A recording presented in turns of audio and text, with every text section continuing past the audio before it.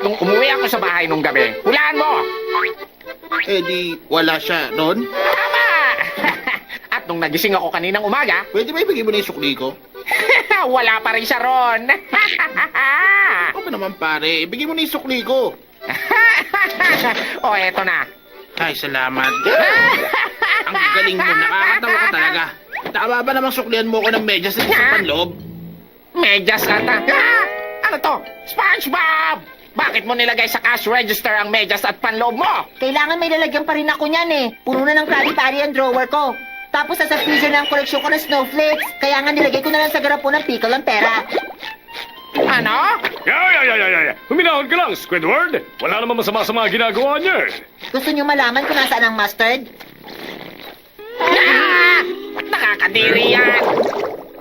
Talagang nakakainis siyang makasama rito sa trabaho. Pero mabuti na lang, hindi ko na siya kapitbahay ngayon. Ano? Ah! Naglalaba, la la la. Kumanta ka lang habang naglalaba. La la la, naglalaba. SpongeBob! Hindi mo pwedeng ibandera yung mga panloob mo sa mukha ng mga customer. Parang ayos lang naman sa kanila yon. Ay, pambihira naman oh. Bakit ba meron mga nakakatiring customer? Mabuti na lang, may pera sila. Tama ang sinabi nyo.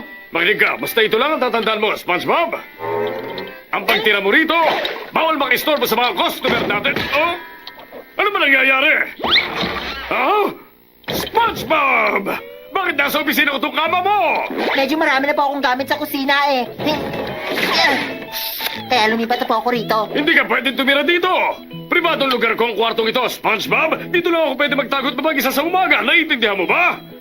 Pero sa gabi lang naman po ako papasok dito. Parang awa niyo na. Hindi ko kayo istorbohin. Pangako. Ay, nako. Nako, sige na nga. Pero tataas ang upa mo rito. Naku, salamat po, Mr. Crab. Ang mga magulang ko. Ang mga magulang mo? Mom, Dad, sige lang tuloy po kayo. Ito ang kwarto ko para sa bisita. Ma, Pa, si Mr. Krabs po. Magandang umaga po.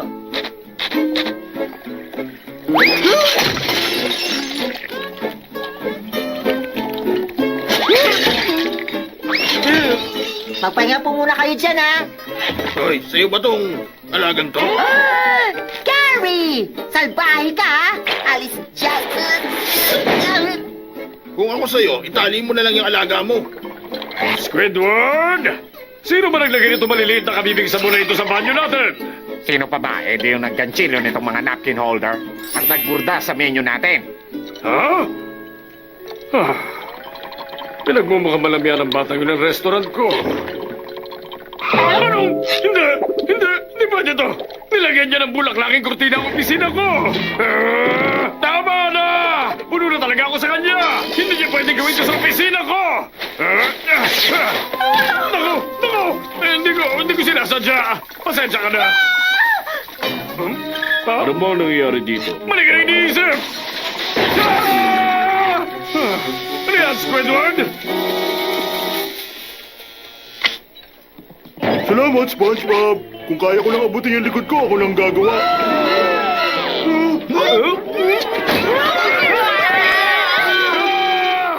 Ang customers ko! Malis na! Ang gusto ko lang naman, ibigay nila sa akin.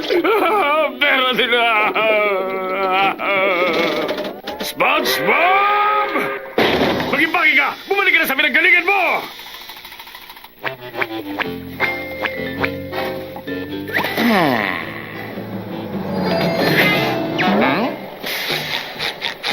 Bakit ka?